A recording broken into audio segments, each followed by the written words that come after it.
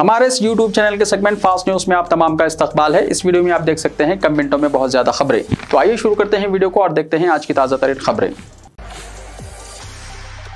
साबिक chief minister Chandrashekhar Rao का hospital से अवाम के नाम वीडियो पैगाम। साबिक चीफ मिनिस्टर चंद्रशेखर राव ने हॉस्पिटल में दाखिल होने के बाद पहली बार रियासत के अवाम बिलखुसूस BRS पार्टी के कायदीन और कारकुनों के अलावा उनके चाहने वालों के नाम एक पैगाम जारी किया, जिसमें उन्होंने कहा कि कोई भी उन्हें इयादत करने हॉस्पिटल न आए क्योंकि डॉक्टरों ने इन्फेक्शन का खतरा बताया है। इसके अलावा हॉस्पिटल में दूसरे मरीजों को भी तकलीफ हो रही है। हैदराबाद कमिश्नर पुलिस का तबादला, नए कमिश्नर का तकर्रुर। तेलंगाना में 22 IPS ऑफिसर्स का रियासती हुकूमत की जानिब से तबादला कर दिया गया है। हैदराबाद के कमिश्नर पुलिस की हैसियत से के श्रीनिवास रेड्डी को मुकर्रर किया गया है, जबकि साइबराबाद के कमिश्नर पुलिस के तौर पर अविनाश मोहंती को मुकर्रर किया गया है। रच्चाकुंडा के कमिश्नर पुलिस सुधीर बाबू होंगे। इस सिलसिले में अहकाम जारी कर दिए गए हैं। नारकोटिक ब्यूरो के डायरेक्टर के तौर पर संदीप शिंडालिया को मुकर्रर किया गया है। ताहल साइबराबाद और रच्चाकुंडा कमिश्नरान पुलिस की हैसियत से खिदमत अंजाम देने वाले स्टीफन रविंद्रा और DS चौहान को DGP ऑफिस रिपोर्ट करने की हिदायत दी गई है। इलेक्शन कमीशन ने तेलंगाना के DGP की मुअत्तली मनसूख कर दी। मरकजी इलेक्शन कमीशन ने रियासत तेलंगाना के साबिक DGP अंजनी कुमार की मुअत्तली को मनसूख कर दिया है। इलेक्शन कमीशन ने सरकर्दा पुलिस ओहदेदार अंजनी कुमार की जानिब से दाखिल करदा अपील पर गौर करते हुए उनकी मुअत्तली को खत्म कर दिया। क़ब्ल मरकजी इलेक्शन कमीशन ने रियासत असेंबली के इंतखाबात के वोटों की गिनती के दौरान इंतखाबी ज़ाब्ते अखलाक की खिलाफवर्जी करते हुए कांग्रेस उम्मीदवार रेवंत रेड्डी से मुलाकात पर अंजनी कुमार को मुअत्तल कर दिया था। रेवंत रेड्डी अब रियासत तेलंगाना के चीफ मिनिस्टर हैं। इलेक्शन कमीशन की जानिब से अंजनी कुमार को मुअत्तल करने के बाद सीनियर IPS रवि गुप्ता को इस तेलुगु रियासत का नया पुलिस सरबराह मुकर्रर किया गया था। वाज़ेह है कि मरकजी इलेक्शन कमीशन यानी EC ने तेलंगाना के IPS ऑफिसर अंजनी कुमार पर आयद मुअत्तली को उनकी दरख्वास्त पर हटा दिया है। जब असेंबली इंतखाबात के नतायज का ऐलान हुआ था तो अंजनी कुमार रियासत के DGP थे। जब नतायज सामने आए तो अंजनी कुमार रेवंत रेड्डी से जाकर मिले थे। तब तक इंतखाबी ज़ाब्ते अखलाक नाफिज थे। इंतखाबी उसूलों की खिलाफवर्जी पर इलेक्शन कमीशन ने अंजनी कुमार को मुअत्तल कर दिया था। EC को इसकी वजाहत करते हुए उन्होंने कहा कि उन्होंने जानबूझकर इंतखाबी ज़ाब्ते अखलाक की खिलाफवर्जी नहीं की। इंतखाबी नतायज के दिन अंजनी कुमार ने वजाहत की कि रेवंत रेड्डी ने उन्हें फ़ोन किया और इसी वजह से वो जाकर उनसे मिले। उन्होंने इलेक्शन कमीशन को यकीन दिलाया कि ऐसा दोबारा नहीं होगा। इनकी अपील पर गौर करने के बाद मरकजी इलेक्शन कमीशन ने मुअत्तली को हटाने का फैसला किया। मरकजी इलेक्शन कमीशन ने रियासती हुकूमत को इस बात से मुतल्ला कर दिया है। Telangana state public service commission के चेयरमैन ने इस्तीफा दे दिया। Telangana state public service commission के चेयरमैन के ओहदे से जनार्दन रेड्डी ने इस्तीफा दे दिया है। चीफ मिनिस्टर रेवंत रेड्डी से मुलाकात के कुछ देर बाद उन्होंने अपने ओहदे से इस्तीफा दे दिया। क़ब्ल उन्होंने बोर्ड से मुतल्लिक़ मुख्तलिफ मौज़ूआत पर तबादला ख्याल किया। इसके बाद गवर्नर तमिलिसाई सौंदरराजन से मुलाकात करते हुए अपना मकतूबी इस्तीफा पेश कर दिया, जिसे मंजूर कर लिया गया। वो साल 2021 से Telangana state public service commission के चेयरमैन के ओहदे पर फाइज थे। रिश्वत का मुतालबा करने वाले ओहदेदार को नोटों का हार पहनाकर एहतजाज। तेलंगाना के जगत्याल जिले में अजीबोगरीब वाक़या। रिश्वत तलब करने पर गांव वालों ने एक ओहदेदार को नोटों का हार पहनाकर एहतजाज किया। यह अजीबोगरीब वाक़या तेलंगाना के जगत्याल जिले कलेक्टेरेट में पीर को पेश आया। तफसीलात के मुताबिक जगत्याल जिले के बेटपल्ली मंडल के कलवाकोट गाँव से ताल्लुक़ रखने वाले मछेरे सोसाइटी के क़याम की इजाज़त देने गुज़िश्ता कई दिनों से महकमे समकियात के ओहदेदार दामोदर के दफ्तर के चक्कर लगा रहे थे, लेकिन इस ओहदेदार ने उन लोगों से 50,000 रुपये रिश्वत का मुतालबा किया, जिस पर बरहम गाँव वालों ने पीर को मुनक्किदा परजावानी प्रोग्राम में कलेक्टेरेट पहुंचकर जिले कलेक्टर से शिकायत की। इस प्रोग्राम के खत्म होने के बाद जैसे ही ओहदेदार दामोदर बाहर आया, गांव वालों ने इस पर बरहमी का इजहार किया। इनमें से एक शख्स ने नोटों से तैयार करदा हार जबरदस्ती उसके गले में डाल दिया। इस वाक़े की इत्तला पर जिले कलेक्टर ने मामले की तहकीकात करते हुए कार्रवाई करने का वायदा किया। शाहनवाज कासिम चीफ मिनिस्टर तेलंगाना के सेक्रेटरी मुकर्रर। तेलंगाना चीफ मिनिस्टर रेवंत रेड्डी के सेक्रेटरी के तौर पर शाहनवाज कासिम को मुकर्रर किया गया है। इस सिलसिले में चीफ सेक्रेटरी शांति कुमारी ने अहकाम जारी कर दिए हैं। साल 2003 के IPS बैच से ताल्लुक़ रखने वाले शाहनवाज कासिम हैदराबाद रेंज IG के तौर पर खिदमत अंजाम दे रहे थे। इसी दौरान तेलंगाना में 22 IPS ओहदेदारों का रियासती हुकूमत की जानिब से तबादला किया गया, जिनमें कमिश्नर पुलिस हैदराबाद, साइबराबाद और रच्चाकुंडा भी शामिल है। रेवंत अन्ना, मुझे आपसे बात करनी है। चीफ मिनिस्टर रेवंत रेड्डी की अवामी मकबूलियत में तेजी से इजाफा हुआ। चीफ मिनिस्टर की जिम्मेदारी संभालने के बाद उन्होंने प्रजा दरबार मुनक्किद करते हुए अवामी मसाइल की समाअत की, जिसके नतीजे में वो एक अवामी चीफ मिनिस्टर के तौर पर मकबूल हो चुके हैं। चीफ मिनिस्टर का एक ताज़ा वीडियो सोशल मीडिया में तेजी से वायरल हुआ है, जिसमें यशोदा हॉस्पिटल में एक खातून ने इन्हें दूर से रेवंत अन्ना से मुखातिब करते हुए रोक दिया। रेवंत रेड्डी हालिया दिनों में साबिक़ चीफ मिनिस्टर KCR की इयादत के लिए यशोदा हॉस्पिटल पहुंचे थे। वो वहां से वापस हो रहे थे कि दूर खड़ी एक खातून ने रेवंत अन्ना, मुझे आपसे बात करनी है कहते हुए उन्हें रोक दिया। रेवंत रेड्डी फौरी उस खातून के पास पहुंचे और उनके मसाइल की समाअत की। उन्होंने खातून को वहीं रुकने के लिए कहा और खुद करीब पहुंचे। खातून ने बताया कि उनकी लड़की हॉस्पिटल में ज़ेर इलाज है और इलाज के लिए काफ़ी रकम खर्च हो रही है। खातून ने हुकूमत की जानिब से इमदाद की अपील की। चीफ मिनिस्टर ने ओहदेदारों को हिदायत की है कि इस खातून की ज़रूरी मदद की जाए। सोशल मीडिया में ये वीडियो तेज़ी से वायरल हुआ, जिसमें चीफ मिनिस्टर को खातून से बात करते हुए देखा गया। अकबरुद्दीन ओवैसी ने चंद्रशेखर राव की इयादत की। जनाब अकबरुद्दीन ओवैसी उबूरी स्पीकर असेंबली ने आज साबिक़ा चीफ मिनिस्टर चंद्रशेखर राव की इयादत की। केसीआर इस वक्त हैदराबाद के सोमाजीगुड़ा में वाक़े यशोदा हॉस्पिटल में ज़ेर इलाज हैं। अकबरुद्दीन ओवैसी हॉस्पिटल पहुंचे, जहां उन्होंने केसीआर से मुलाकात करते हुए उनकी खैरियत दरियाफ्त की और साबिक़ा चीफ मिनिस्टर की आजिलाना सेहतयाबी के लिए नेक तमन्नाओं का इजहार किया। मुख्तलिफ सरकारी महकमेजात 28,140 करोड़ रुपए बरक़ी बिल्स अदा करने बाकी हैं। रियासत में हुकूमत महकमे बरक़ी को 28,140 करोड़ रुपए बरक़ी बिल्स अदा करना बाकी है। मरकजी हुकूमत के मुख्तलिफ महकमेजात के बरक़ी बकायाजात 721 करोड़ रुपए हैं और इन तमाम को शुमार कर लिया जाए तो जुमला बकायाजात 28,861 करोड़ रुपए हैं। अलहदा तेलंगाना की तश्कील के मौके पर 4 जून 2014 तक रियासती हुकूमत के 1,268 करोड़ रुपए के बरक़ी बकायाजात थे। हर साल इन बरक़ी बकायाजात में बतदरीज इजाफा होता रहा और 10 साल में बकायाजात 20 गुना से ज़्यादा बढ़ गए हैं। कालेश्वरम प्रोजेक्ट, दिगर लिफ्ट इरिगेशन प्रोजेक्ट्स, पीने के पानी की सरबराही, स्ट्रीट लाइटिंग के लिए इस्तेमाल की गई बरक़ी बिल्स के बकायाजात हुकूमत की जानिब से बर वक्त अदा न करने से ये सूरत हाल पैदा हुई है। महकमे बरक़ी के ओहदेदारों ने बरक़ी की ताज़ा सूरत हाल से चीफ मिनिस्टर रेवंत रेड्डी को वाकिफ कराया। मजलिस के अरकान मुकन्नरा के साथ चीफ मिनिस्टर रेवंत रेड्डी ने इजलास तलब किया। तेलंगाना के चीफ मिनिस्टर रेवंत रेड्डी ने आज सेक्रेटेरिएट में मजलिस के अरकान मुकन्नरा के साथ इजलास मुनक्किद किया, जिसमें वज़रा ने भी शिरकत की। इजलास में शहर हैदराबाद में तरक्याती कामों को अंजाम देने और अक़लियतों के मसाइल पर तबादला ख्याल किया।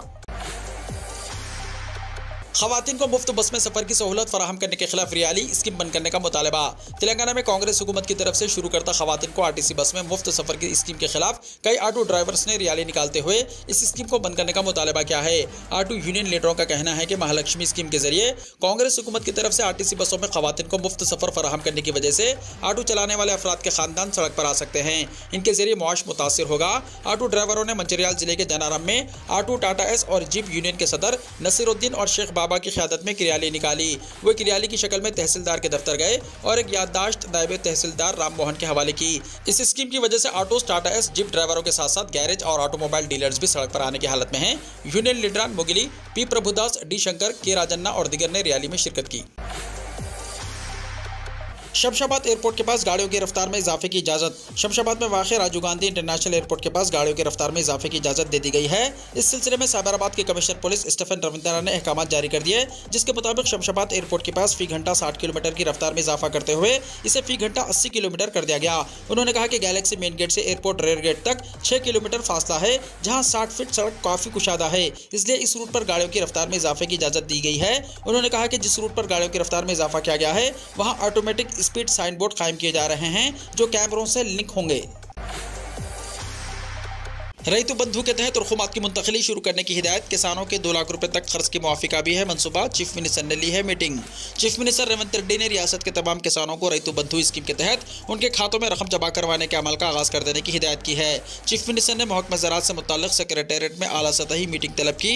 इस मीटिंग में रियासती वज़रा टी नागेश्वर राव, सुरेंद्र बाबू, पी श्रीनिवास रेड्डी के अलावा चीफ सेक्रेटरी शांति कुमारी और दीगर ओहदेदारान मौजूद थे।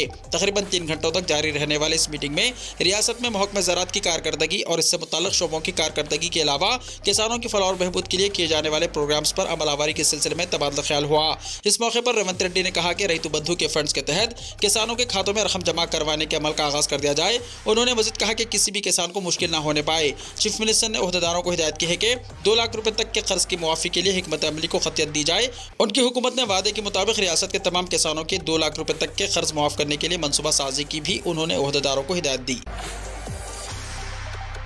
तेलंगाना के 6,490 स्कूल्स में सोलार प्लांट्स की तनसीब। महकमा स्कूली तालीम रियासत के सरकारी स्कूल्स को बरक़ी बिल्स के बोझ से आज़ाद कराने पर खुसूसी तवज्जो दे रहा है। रियासत के 6,490 स्कूल्स में सोलार प्लांट लगाने का फैसला किया गया है। इसके लिए 279.25 करोड़ रुपए नबार्ड के फंड्स खर्च किए जाएंगे। टीएस रेडको को स्कूल्स में सोलार प्लांट्स लगाने की जिम्मेदारी सौंपी गई है। यह इदारा टेंडर्स का अमल मुकम्मल होने के बाद एजेंसियों का इंतखाब करते हुए प्लांट्स लगाने की जिम्मेदारी हवाले करेगा। तलबा की तादाद और स्कूल्स की ज़रूरियात के मुताबिक 2 से 10 किलोवाट की सलाहियत के प्लांट्स लगाए जाएंगे। इस पर 1 लाख रुपए फ़ी किलोवाट के हिसाब से अखराजात हैं। हुक्काम ने रियासत के हाई स्कूल्स और कस्तूरबा गांधी गर्ल्स विद्यालय यानी KGBV में नए सोलार प्लांट्स लगाने का फैसला किया है। मुल्क की सराफा मार्केटों में मंदी का रुझान, सोने और चांदी की चमक मांद पड़ गई। बैनुल-अक़वामी मार्केट में सोने की कीमतों में कमी की वजह से हफ्ते के दूसरे कारोबारी रोज यानी मंगल को मुल्क की सराफा मार्केटों में गिरावट का रुझान देखा जा रहा है। मुल्क की मुख्तलिफ सराफा मार्केटों में 24 कैरेट सोना 500 से 600 रुपये फी 10 ग्राम की कमी तक पहुंच गया है। मुल्क की कई बिलियन मार्केटों में आज 24 कैरेट सोना 62,000 रुपये फी 10 ग्राम में फरोख्त हो रहा है। आज 22 कैरेट सोने की कीमत में भी तकरीबन 500 रुपये फी 10 ग्राम की कमी हुई है, जिसकी वजह से चेन्नई के अलावा मुल्क के कई बिलियन बाजारों में 22 कैरेट सोना फी तोला 57,000 रुपये की सतह से नीचे चला गया है। इसी तरह चांदी भी आज कमजोर हो गई है। दिल्ली बिलियन मार्केट में आज चांदी 76,500 रुपये फी किलो की सतह पर पहुंच गई है। मुल्क की दीगर रियासतों की तरह कर्नाटका, तेलंगाना और ओडिशा के बिलियन बाजारों में भी सोने की कीमत में कमी रिकॉर्ड की गई है। इन तीनों रियासतों की राजधानी बेंगलुरु में 24 कैरेट सोना 62,060 रुपये फी 10 ग्राम की सतह पर फरोख्त हो रहा है, जबकि हैदराबाद और भुवनेश्वर में 24 कैरेट सोना आज 61,910 रुपये फी 10 ग्राम की सतह पर फरोख्त हो रहा है। आज इन तीनों शहरों के बिलियन बाजारों में 22 कैरेट सोना 56,750 रुपये फी 10 ग्राम की सतह पर फरोख्त हो रहा है। कर्नाटका राजभवन को बम धमाके से उड़ा देने की धमकी। कर्नाटका राजभवन को बम धमाके से उड़ा देने की धमकी दी गई। पीर की रात तकरीबन 11:30 बजे नामालूम शख्स ने पुलिस को फोन करके इत्तला दी कि राजभवन में बम धमाका किया जाएगा, जिसके साथ ही पुलिस ने फौरी चौकसी इख्तियार की और राजभवन के पास सयानती इंतजामात में मजीद चौकसी कर दी गई। बम डिस्पोजल स्क्वाड को मैदान में उतारते हुए तलाशी ली गई। पुलिस ने K9 यूनिट के साथ राजभवन के अलावा आसपास के तमाम इलाकों में तलाशी ली। बाद अज़ां ये इत्तला झूठी साबित हुई। पुलिस फोन कॉल करते हुए धमकी देने वाले शख्स की तलाश कर रही है। लहसुन 400 रुपये किलो, अवाम परेशान, मजीद 3 महीनों तक कीमतों में कमी का इम्कान नहीं। मुल्क में टमाटर और प्याज के बाद लहसुन की कीमतें आसमान छू रही हैं, जिससे अवाम बिलखुसूस खवातीन की दुश्वारियां नाकाबिले बयान हैं। लोग लहसुन खरीदने में पसोपेश कर रहे हैं। ये सब जानते हैं कि मुल्क में हालिया बारिशों से हज़ारों एकड़ पर खड़ी फसलों को नुकसान पहुंचा, जिसके नतीजे में प्याज की कीमतें आम आदमी की पहुंच से बाहर हो गई। अब लहसुन की कीमतें भी बढ़ गई हैं। इस वक्त मार्केट में 1 किलो लहसुन की कीमत 400 रुपये से ऊपर है। खाना पकाने में इस्तेमाल होने वाले प्याज और लहसुन की कीमतों में इजाफे से आम लोग परेशान हैं। अशिया खुर्दनोश की महंगाई दोबारा बढ़ने का खदशा है। ताजरों का कहना है कि बारिशों से लहसुन की फसल में पानी भर जाने और मार्केट में जखीरा कम होने से कीमतों में इजाफा हो रहा है। ऐसे इशारे मिल रहे हैं कि नई फसल मंडी तक पहुंचने में बहुत देर होगी। महाराष्ट्र के नासिक और पुणे के इलाके जहां प्याज और लहसुन बहुत ज्यादा उगाया जाता है, हाल ही में जबरदस्त बारिश हुई, जिससे हजारों एकड़ पर खड़ी फसलें पानी में डूब गई। प्याज और लहसुन की पैदावार में जबरदस्त कमी आई है। इसकी वजह से ताजिर इस वक्त गुजरात, मध्य प्रदेश और राजस्थान से लहसुन दरामद कर रहे हैं। ताजिरों का कहना है कि यह कीमतें मजीद 3 महीने तक बरकरार रहने का इम्कान है। भजन लाल शर्मा राजस्थान के नए वज़ीर आला होंगे। राजस्थान असेंबली इंतखाबात में अक्सरियत मिलने के बाद अगले वज़ीर आला के लिए गुज़िश्ता 9 दिनों से जारी ख़ास आराइयाँ खत्म हो गई। क़ानूनसाज़ पार्टी की मीटिंग जयपुर में शाम 4 बजे तलब की गई थी। बीजेपी के कौमी सदर JP नड्डा के जरिए मुकर्रर करदा मुबस्सिरीन राजनाथ सिंह, सरोज पांडे और विनोद तावड़े इस मीटिंग के लिए जयपुर पहुँच गए थे। वाज़ेह है कि वज़ीर आला बनने के दौड़ में कैलाश चौधरी का नाम भी अचानक सामने आया, जहाँ मरकजी वज़ीर मुमलिकत कैलाश चौधरी की रिहाइशगाह पर सिक्योरिटी बढ़ा दी गई है। राजस्थान में नए वज़ीर आला के हवाले से हलचल तेज़ हो गई थी। इन सब के दरमियान भजन लाल शर्मा को वज़ीर आला बनाया गया है। जय श्री राम का नारा नहीं लगाने पर मुस्लिम नौजवानों को सरकलम करने की धमकी। बिहार के गया जिले का एक वीडियो वायरल हो रहा है, जिसमें अक्सरियती फ़िरक़े का लड़का अक़लियती तबक़े के लोगों से ज़बरदस्ती मजहबी नारा लगाने के लिए धमकी देते हुए नजर आ रहा है। इस दौरान लड़के के साथ शामिल दूसरे नौजवान इस वाक़े का वीडियो बनाते हैं। इस वीडियो में ये भी देखा जा रहा है कि वो लड़का कुछ बोलते हुए दूर से आ रहा है। इसके पीछे इसके साथी वीडियो बनाते हुए साथ चल रहे हैं। हालांकि वीडियो बनाने वाले ने अपना चेहरा जाहिर नहीं किया। वीडियो मंजर-आम पर आने पर पुलिस ने फौरी तौर पर कार्रवाई की है। साथ ही इस मामले के हवाले से मुफस्सल थाना में FIR भी दर्ज हुई है। सिटी SP हिमांशु ने इसकी इत्तला देते हुए बताया कि एक वीडियो इंस्टाग्राम पर अपलोड की गई थी, जो फ़िरक़ावाराना माहौल पैदा करने वाली थी। पुलिस ने मामले को संजीदगी से लेते हुए इंस्टाग्राम प्रोफाइल को चेक किया और वीडियो बनाने वालों को हिरासत में ले लिया है। लोकसभा रुकनियत के बाद अब महुआ मोइत्रा का घर छीनने की तैयारी। TMC लीडर महुआ मोइत्रा से लोकसभा की रुकनियत खत्म की जा चुकी है और अब वो सरकारी रिहाइश से भी महरूम होने वाली हैं। दरअसल लोकसभा हाउसिंग कमेटी ने महुआ मोइत्रा को सरकारी रिहाइश खाली करने का रास्ता हमवार कर दिया। इसके लिए लोकसभा हाउसिंग कमेटी ने वजारत बराए शहरी तरक्की को खत लिखा है और कहा है कि वो महुआ को अलॉट किया गया घर खाली कराएं। दरअसल महुआ मोइत्रा को स्पेशल कोटा से वजारत बराए शहरी तरक्की ने रिहाइश अलॉट किया था, इसलिए लोकसभा हाउसिंग कमेटी ने इस वजारत को खत लिखा है। हालांकि महुआ मोइत्रा लोकसभा रुकनियत खत्म किए जाने के खिलाफ लड़ने को तैयार नजर आ रही हैं। उन्होंने कहा कि पार्लिमानी रुकनियत मनसूख होने से वो डरने वाली नहीं है। लोकसभा की जिस अखलाकियात कमेटी की रिपोर्ट को बुनियाद बनाकर महुआ की रुकनियत छीनी गई, इसे TMC लीडर ने सुप्रीम कोर्ट में चैलेंज पेश कर दिया है। मीडिया रिपोर्ट्स के मुताबिक महुआ की अर्जी पर बहुत जल्द अदालत उज़्मा में समाअत हो सकती है। अपनी अर्जी में महुआ ने कहा है कि पार्लियामेंट की तरफ से उनकी बरतरफी से मुताल्लिक लिया गया फैसला गैर कानूनी है।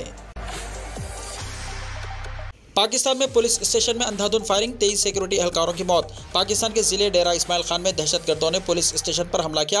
हुक्काम ने बताया कि दहशतगर्दों ने मंगल को शुमाल मगरबी पाकिस्तान के जिले इस्माइल खान में एक पुलिस स्टेशन पर हमला किया, जिसमें 23 सिक्योरिटी एहलकार हलाक और कई जख्मी हो गए। पाकिस्तानी तालिबान ग्रुप की तहरीक जिहाद ने इस हमले की जिम्मेदारी कबूल की है। हुक्काम ने बताया कि पाकिस्तानी तालिबान ग्रुप से वाबस्ता तहरीक जिहाद ने हमले की जिम्मेदारी कबूल कर ली। अफसर एजाज महमूद ने बताया कि जिस पुलिस थाने पर हमला किया गया यह अफगानिस्तान की सरहद से मुत्तसिल है। पुलिस स्टेशन पर हमले में 28 अफराद जख्मी हुए हैं। थाने में घुसकर अंधाधुंध फायरिंग की गई है। इंतजामिया के जराये ने बताया कि दहशतगर्दों ने बारूद से भरी गाड़ी थाने में घुसा दी और फिर सिक्योरिटी एहलकारों पर अंधाधुंध फायरिंग कर दी। बयान के मुताबिक पाकिस्तानी तालिबान ग्रुप की नई तंजीम तहरीक जिहाद ने इस हमले की जिम्मेदारी कबूल की है। इंशाअल्लाह शहीद की मौत मरूंगा, मुअम्मर फ़लस्तीनी का गजा छोड़ने से इनकार, अरब ममालिक से मदद ना करने का शिकवा। मैंने कई जंगें देखी हैं लेकिन ये जंग खौफनाक है। इसराइल ने गजा पर जुनूनी हद तक हमले किए हैं, जिनमें अब तक 18,000 से ज़ायद फ़लस्तीनी जाँ बहक और 50,000 से ज़ायद दीगर जख्मी हो चुके हैं। इसके बावजूद फ़लस्तीनियों का आज़म नहीं तोड़ा जा सका। सोशल मीडिया पर जारी एक वीडियो में एक मुअम्मर फ़लस्तीनी ने गजा छोड़ने से इनकार कर दिया और कहा कि ये मेरा घर है जहाँ मैंने अपनी पूरी ज़िंदगी गुजारी, मैं यहीं मरना चाहता हूँ। उस शख्स ने मज़ीद कहा कि मैं जबालिया में पैदा हुआ और यहीं ज़िंदगी गुजारी और इंशाअल्लाह यहीं मरूंगा। उन्होंने मज़ीद कहा कि जो भी अपने घर को छोड़कर जाएगा बुज़दिल समझा जाएगा। ये मेरा घर और मेरा शहर है। मेरे दादा और मेरे बाप ने यहीं अपनी ज़िंदगी गुजारी, मैं भी आखिरी सांस तक यहीं रहूँगा और मेरा बेटा भी। सबके साथ मेरी नेक ख्वाहिशात हैं। बुजुर्ग शख्स ने एक सवाल पर बताया कि वो 1940 में पैदा हुए। उन्होंने कहा कि मैं साबित कदम रहूँगा, मेरा ईमान और मेरी ज़मीन खुदा सबको महफूज रखे। उन्होंने इस जंग को अब तक की सबसे शदीद जंग बताया। उन्होंने बताया कि वो 1948, 1956 और 1967 में भी जंगें देख चुके हैं, लेकिन जारिया जंग के मुकाबले में ये सब छोटी लड़ाइयाँ थी। उन्होंने मज़ीद कहा कि जारिया जंग सबसे मुश्किल और खौफनाक है, क्योंकि मुजरिमीन बच्चों खवातीन का कत्ल कर रहे हैं, मकानात को तबाह कर रहे हैं। खुदा ही मामलात को बेहतर करने वाला है। मेरी दुआ है कि खुदा दुश्मन को शिकस्त दे और जिल्लत व ख्वार कर दे। उन्होंने कहा कि खुदा अरबों से इंतकाम ले जिन्होंने हमारी कोई मदद नहीं की। इस सवाल पर कि गजा में अगर दुश्मन के टैंक नजर आए तो आप क्या करेंगे, मुअम्मर शहरी ने जवाब दिया कि सिवाय खुदा के हमारे पास कोई ताकत व सकत नहीं है। अगर मैं मर जाऊंगा तो शहादत का दर्जा पाऊंगा। इंशाअल्लाह मैं अपने वतन और अपने घर में शहीद की मौत मरूंगा। ये स्कूलों या दीगर मुकामात पर पनाह लेने से बेहतर है। हमारे पास अपने घर में रहने के सिवा कुछ रास्ता नहीं है। वीडियो को लाइक शेयर कीजिए और हमारे इस YouTube चैनल को सब्सक्राइब करते हुए इसके बेल आइकॉन को भी प्रेस कर लीजिए, ताकि ऐसी ही ताज़ा तरीन खबरों का नोटिफिकेशन सबसे पहले आपको मिलता रहे।